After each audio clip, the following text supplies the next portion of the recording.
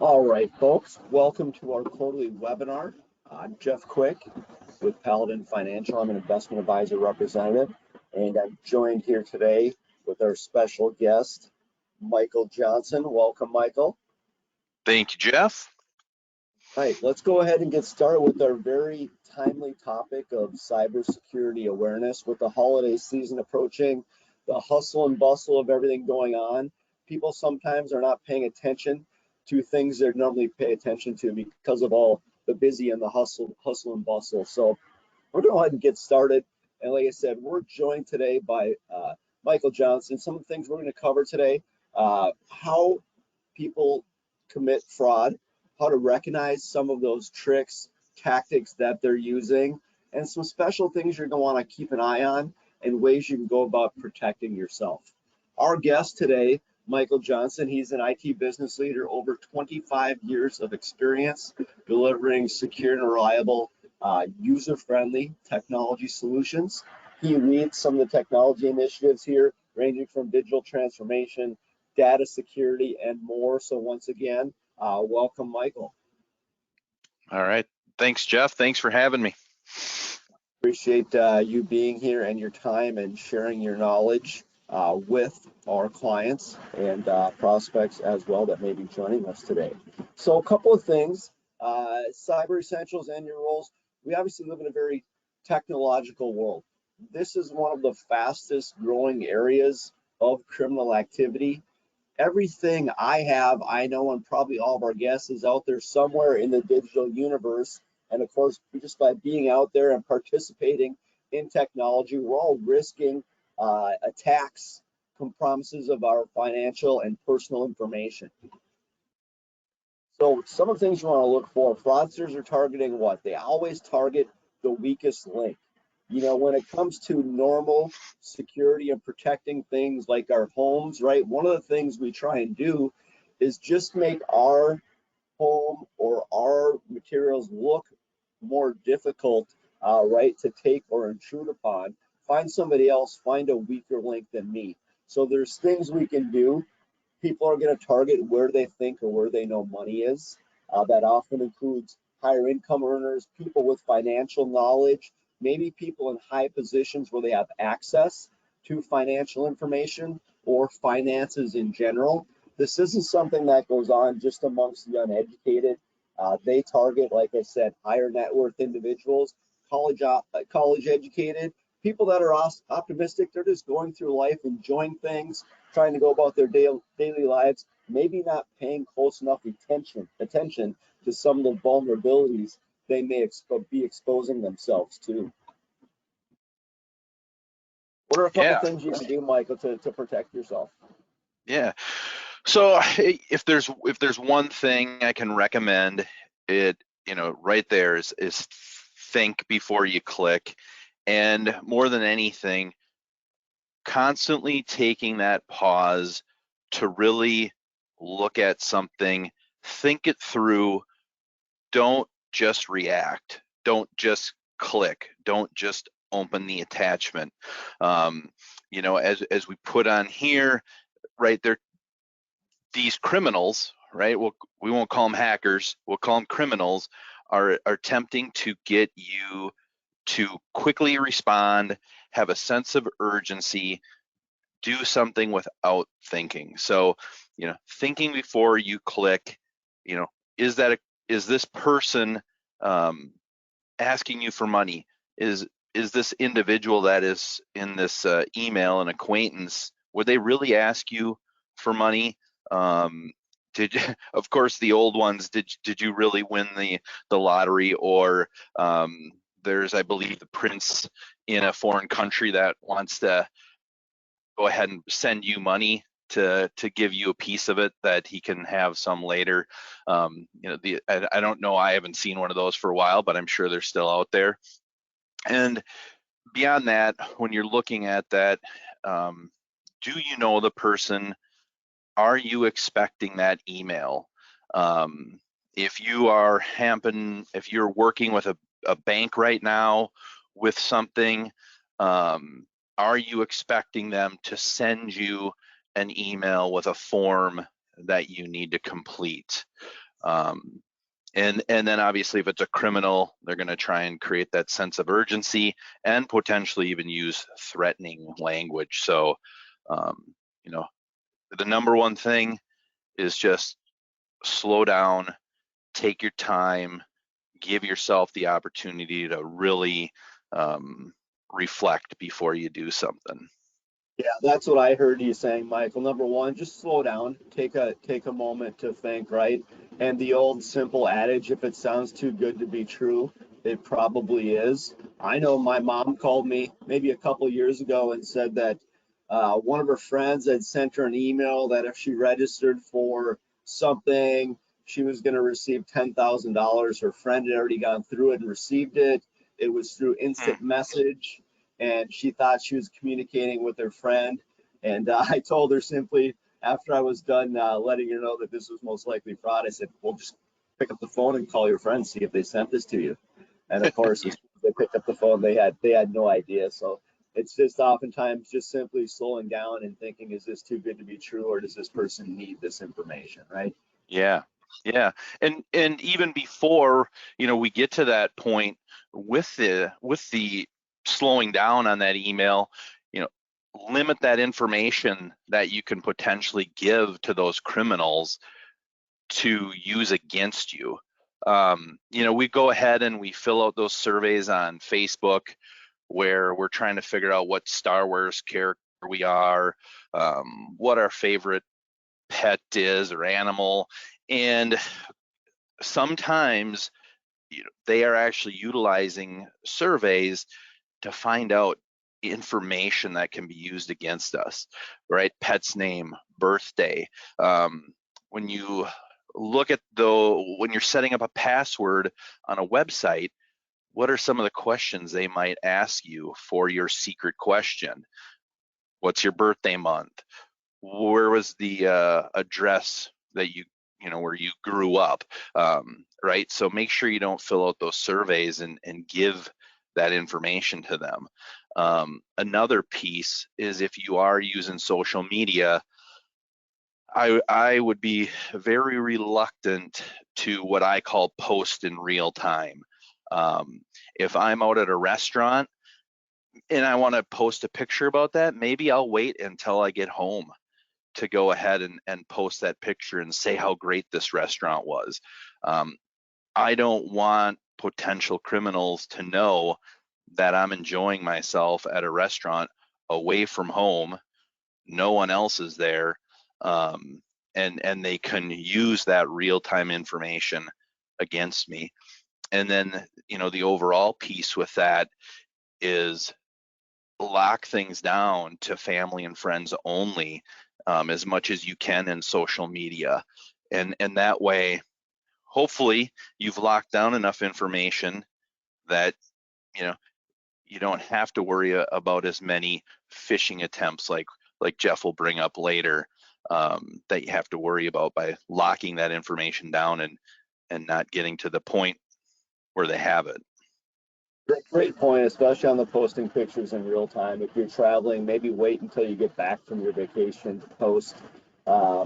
Make sure maybe don't want to allow everybody just to tag you in photos and events on certain social media applications, so you can make sure somebody else isn't posting your information without your knowledge. So a couple of great tips there.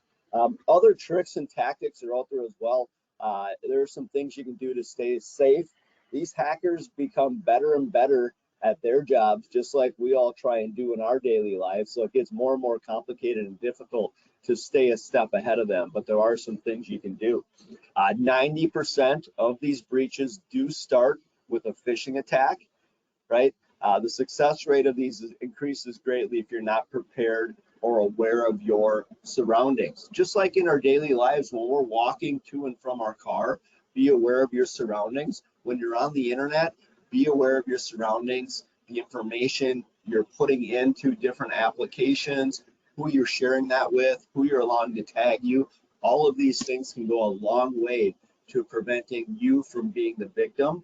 And again, if we can just be better than a lot of the people out there, we can avoid a lot of these things by just not making ourselves easy victims, right?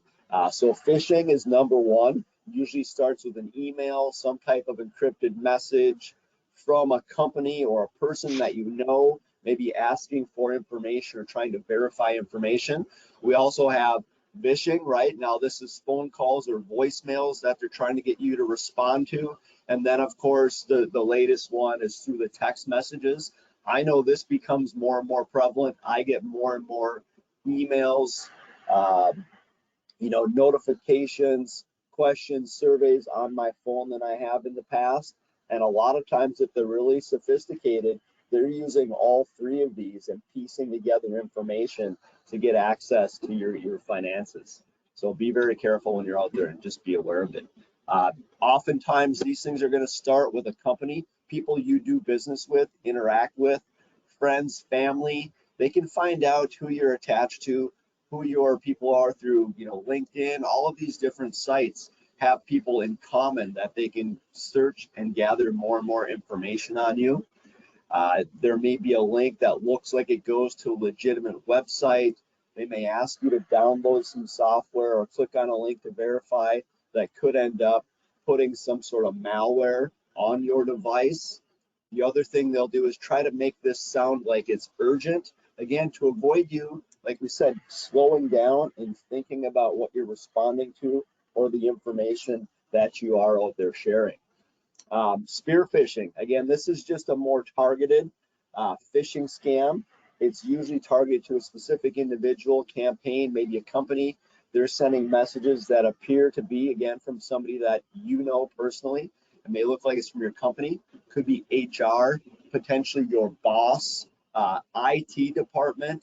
Anything can happen as these emails come in. There's different things you can do, and I'm sure Mike will touch on them to determine whether or not this is a legitimate email, checking the email address, various things like that as well. So again, as I stated, they're getting better and better at their jobs. They've evolved their tactics. So be on the lookout for these things that seem legitimate, but maybe are too good to be true, or they just make you scratch your head and go, why would this person or individual be asking me this question? Anything asking, obviously, for your social security number, avoid that. Any personal information, get a telephone number or call that company back. If you happen to work with a large financial institution, you get an email from them asking to verify information, just don't do it online. Pick up the phone, call them, so you know you're speaking with the right individual and interacting with somebody that does know you and need the information. Yeah. That's all great information that Jeff passed along. I'll just add a few pieces to it, give a few examples here. We won't go into, I won't go into phishing very much. People are pretty familiar with phishing, but vishing is a newer one. It's a little more sophisticated, where you have individuals calling you on your cell phone, maybe if you still have a landline at home. An example of what happened to me and what they try and do to you is I was in Las Vegas. I think it was probably 8 in the morning, which most people know is early Vegas time. And the phone rang in my hotel room.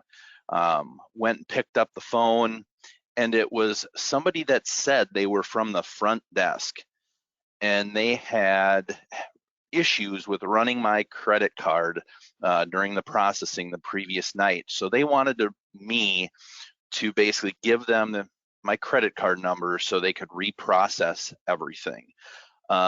It almost worked. It's 8 in the morning. They woke me up. What I just did, luckily, is I started to slow down and I asked some questions, started getting into more details about it. And just like what Jeff mentioned about calling that institution, right? That's what I did. I said, let's get off the phone. I'm going to come down to the front desk and we're going to talk about this. And the whole tone of that call changed. They wanted to pass me off to a supervisor. And finally, we got to the point where we agreed to disagree. I said I would come down to the front desk. And what I actually did is I hung up, called the front desk, and they said, no, that was not us. And I had Venetian security up, in my room talking to me about the incident at, at around 8:30 in the morning. So that was quite a way to wake up. But you know, that's an example of phishing or vishing, and how they're using voice to go ahead and manipulate you. With the email, we won't make this a big subject about going into AI. Everybody's talking about AI now, artificial intelligence, and how it's improving everything, right? That's one of the tools that these criminals are using on those email that Jeff talked about when they're phishing you. So we used to say, look for bad grammar, look for poor spelling. AI is doing a great job of crafting very nicely worded email in a professional manner. So you really have to pay attention. And like Jeff mentioned, don't click on that link in the email. We'll go ahead and say Wells Fargo, right? Go out to the internet, look up wellsfargo.com so you know you're going to their website. Click the local branch that you want to talk to, get the phone number from there, and then call it. Don't use that phone number on the email. Don't go ahead and click on any links. With that, you know, as we put up here, when it comes to your financial accounts, go ahead and use multi-factor authentication if it is available to you. That is something that can absolutely save you. I know that it's another prompt on your phone maybe that you have to hit approve on. You have to put a number in and say, yes, it's me. But that can really protect you when your password was maybe stolen. If you're going ahead, and I would recommend to not reuse passwords on different websites. If you would happen to have one of those passwords on a particular site be compromised, and if you reuse it, they can go ahead and get into any other website that's using that same password. So multi-factor can actually help stop that. Another piece that we have listed out in here for you is staying on top of your activity. So looking at your account statements, going ahead and looking for anything that's unrecognized. And it's okay to go ahead and call the bank, and if you have something that's unrecognized, and get a little assistance from them to make sure you know what that transaction is from. And then the other big piece is looking at that credit report, and we'll touch on that a little bit later, a few more things you can do with that. But get that report, it's free, get it annually, and look for any accounts that you didn't open, anything there that, again, you can't explain. If you do that, you can go ahead and communicate with those, the three major groups, TransUnion, Experian, Equifax, and talk to them in more detail if you need to about that unexplained activity. Great tips, especially reviewing your account statements these days. If some of the listeners are like me, I don't balance my checkbook like I used to back in the day before everything went electronic, where you knew and you could balance it and find out if you're off a little bit. So it is a great idea to go ahead and review those statements and just see if you see anything out of the ordinary. Don't be afraid to call and ask. It could save you quite a bit. And I also have a new one I'll share. Come up with these personal stories. My kids are teenagers. They like to play their video games. They have their Xbox accounts, and they want to buy Fortnite skins, right? Or they want to buy something for their game. And they ask me for my credit card all the time to do this. And I'm very careful not to give my kids my credit card information and trust them with it, or trust that they're going to delete it off of the account. Because if you think we're susceptible, just think about how susceptible they are. It's not even their money, right? So you want to be careful who you're sharing your financial information with and watching these charges go about. Um, this is a good one as well. This is a huge number to me. 10,000 portable devices are lost each week at major airports. Think about the amount of information that is on your cell phone. And if somebody got access to that, everything they would have, all the exposure you would have personally, financially. You do not want to lose those devices, so make sure they're locked down. 10,000 per week, only 30% of those are recovered. So who knows what's happening to those devices? They're always coming up with new ways to get information off of your devices.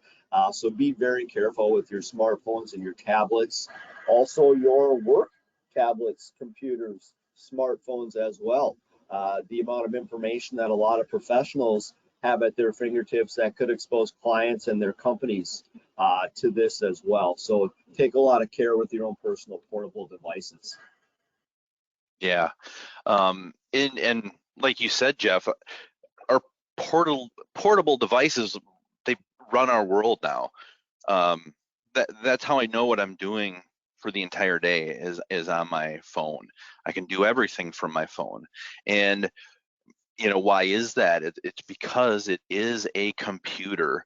I think sometimes we go back to the old days of where we have our phone at home, and we don't remember that our mobile device is basically a computer. So with that, here are some recommendations to make sure that device is secure, because you do have a lot of information on it. Encrypting that device. We won't go into the details of encryption, but just know if you have an Android device, if you have an Apple device, and you encrypt that utilizing the technology that they provided you, somebody finds that phone, as long as you have password protected that device, they can't do anything with it. Your data on it is protected. They can't get into it. Review, understand applications. So there's a couple pieces with that. One is only install applications that are actually, from the Apple Store, from Google Play Store. You don't want to put in applications from outside of there. Those two organizations even have trouble sometimes making sure that the apps that they're allowing to be in those stores are good quality apps that are not up to anything that could impact you negatively, and they will even miss it. So try and use those. Antivirus protection, it is a computer. Go ahead and put it on, and that would be found in the App Store. Another big piece is I would always recommend to not use public wireless networks. So when you go into Target, where you can choose the Target Wi-Fi or Caribou, not that Target or Caribou is actually doing anything wrong. They're providing a nice service for folks. Unfortunately, a criminal can go ahead and use that against you later.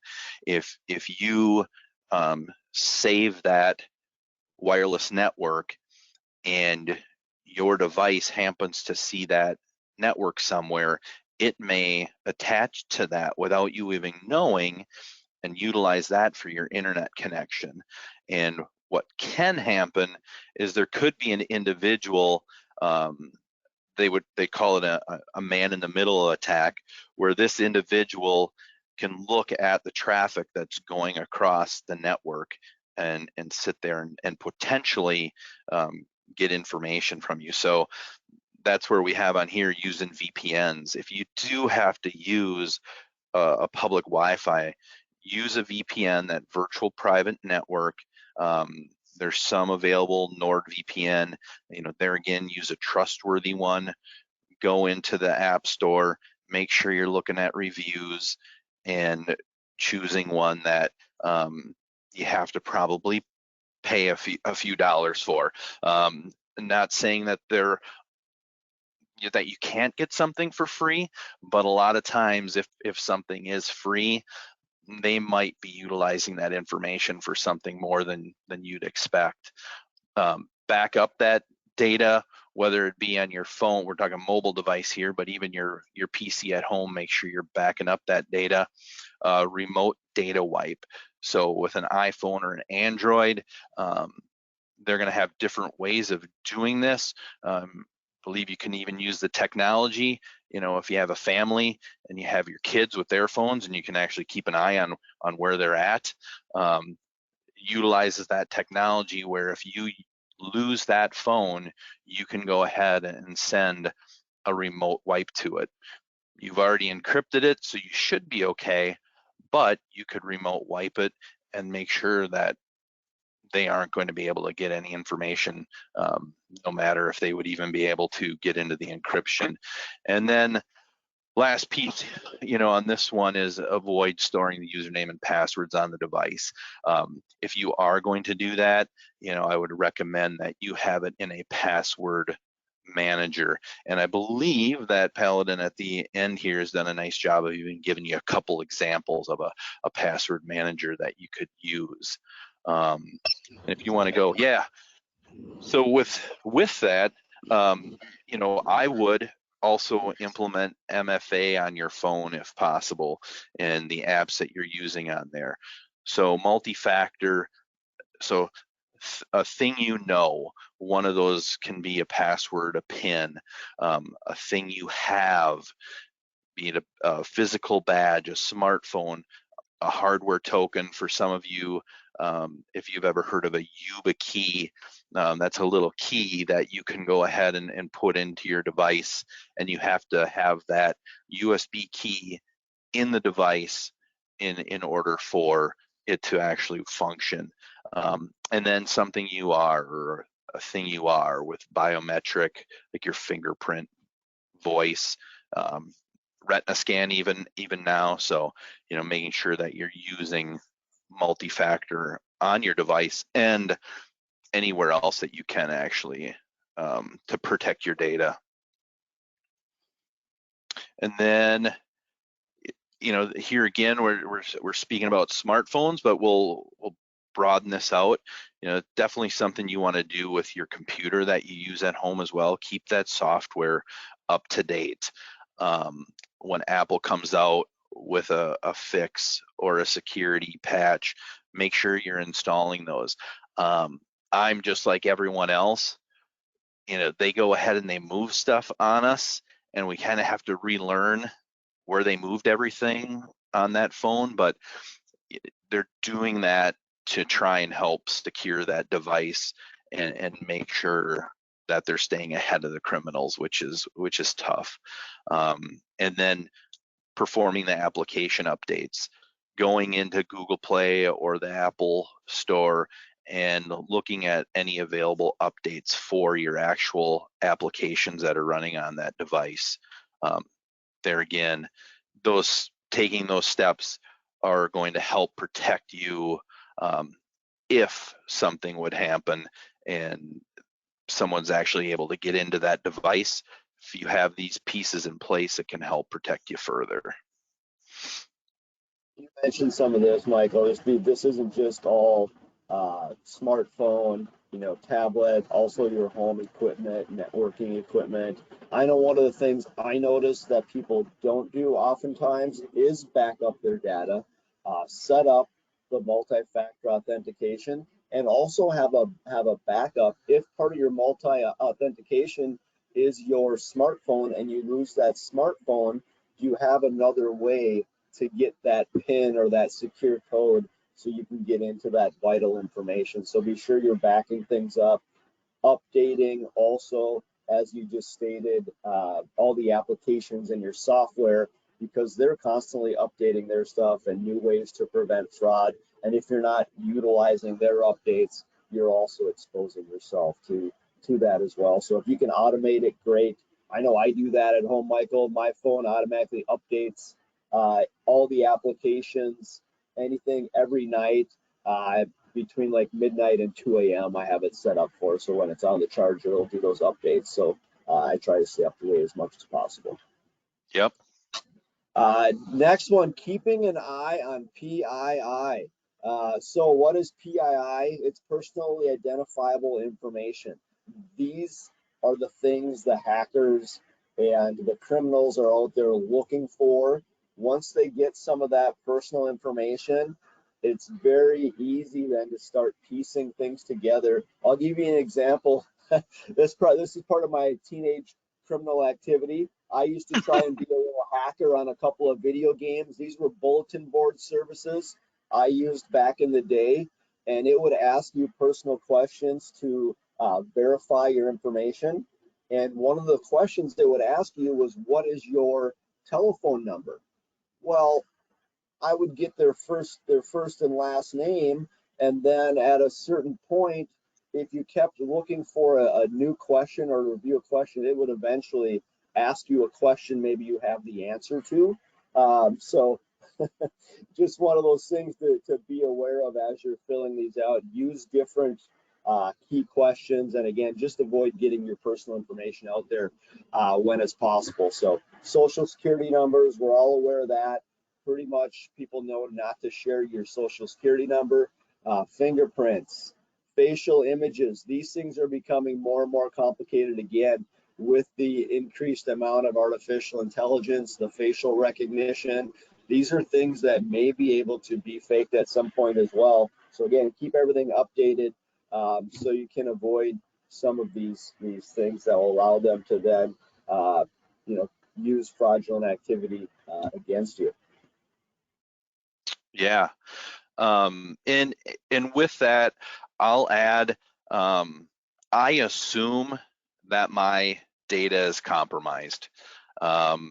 With all of the breaches that have taken place, unfortunately, whether it be someone like Experian, LinkedIn, we can name a lot of different breaches that have happened. I just assume that my data is out there and available. So, these next things that we'll kind of step through are just trying to help limiting that exposure. We know it's out there. Don't let them use it against us. So, here we go on protecting your PII. We love our friends and family, but I'd be very hesitant, to share your passwords, your pins, any of those tokens, any of that information that they can use. Have a backup, and maybe have one individual that you absolutely 100% trust, and make sure that they have the knowledge to be able to get into your stuff if something would happen to you. But beyond that, I'd really limit, the sharing of that information. Limiting that integration between work and personal. Wow, I mean, with our mobile devices, with everything else, the line between work and personal have really blurred through the years. But as much as you can, try and keep that separated. If you're using a password manager at work, if they have it set up to where it's split between the work and personal, go ahead and use the personal one for your personal stuff. If they don't have that separation, I would get myself my own personal password manager for my passwords.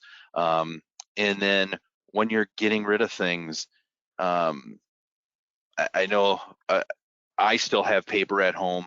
I still have CDs and DVDs with backups from years ago.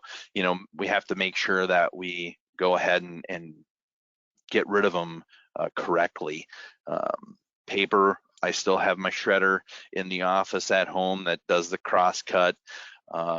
The CDs and DVDs, external drives, it's a little bit more difficult with the CDs and DVDs, but with those USB drives or an old computer drive, there's software programs available. DoD is Department of Defense standard, where you can basically write ones and zeros all across all of the data multiple times, and that way they're not able to go ahead. If somebody gets a hold of that drive, they can't do anything with it. And then, like we mentioned earlier with the smartphones, use the wipe features that are available there. And then the last item, and this is, I do this myself, and I find it to be extremely easy.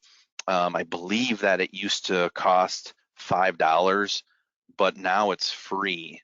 With the three major consumer reporting organizations, so Experian, TransUnion, and Equifax, you can actually freeze your credit. And so by freezing your credit, you're not allowing anyone to open a credit card, open a bank account, open a loan in your name, because when they reach out to one of these reporting agencies, or all three of them, they're going to say, nope, that credit is frozen right now. You can't go ahead and access it to get the information you need to set it up. So generally, you have to set up an account with either of those organizations. Pretty quick. They may give you a PIN. You will for sure have a password. If you go ahead next week, you want to go ahead and go car shopping, of course, after you've talked to Jeff to make sure that it's matches your financial plan, but you want to buy that vehicle, and Tuesday you're going to go shopping. Monday, go ahead and go into those accounts, log in. They call it a thaw that freeze on your account for, let's say, the end of the week. You go into that car dealership, they can go ahead and run the credit, no problem. And then automatically on the day that you choose, it's going to freeze again.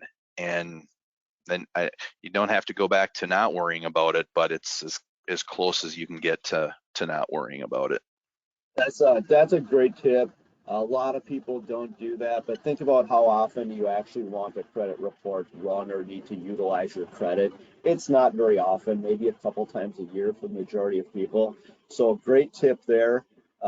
Definitely a great tip.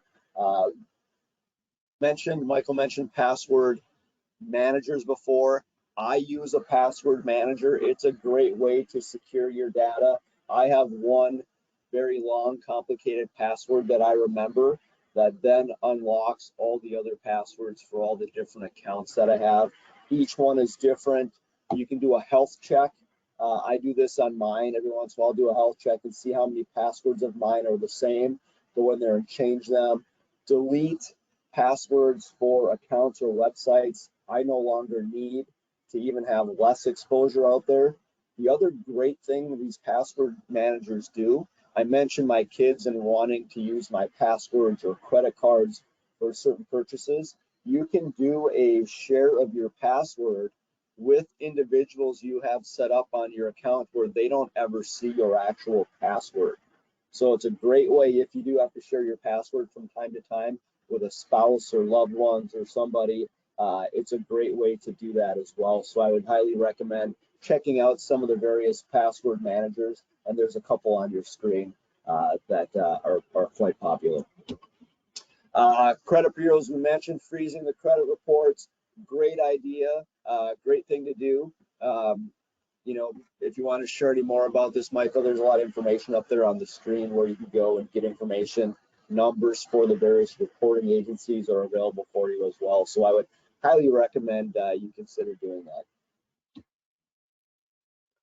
that. Some additional resources, consumerftc.gov, learn more about consumer fraud.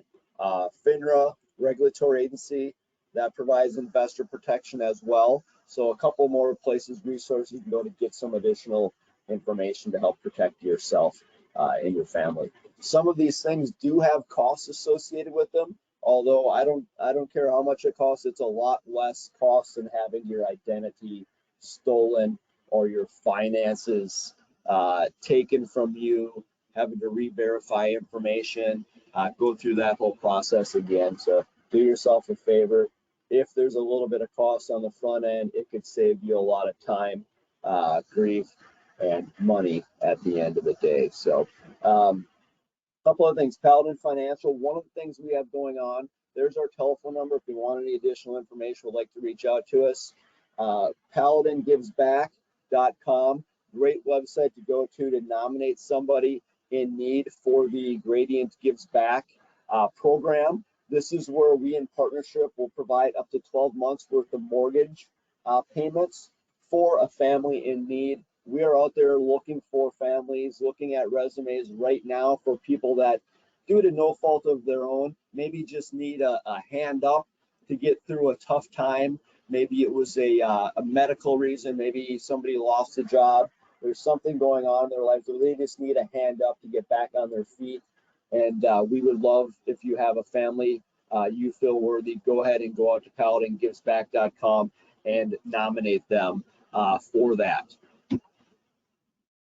Our Paladin plan here, again, I would put this under our 5th category, nurture. We're always looking for ways to give back, provide resources, education for our Paladin family, make sure they're protected not only with their finances, but in their personal lives as well.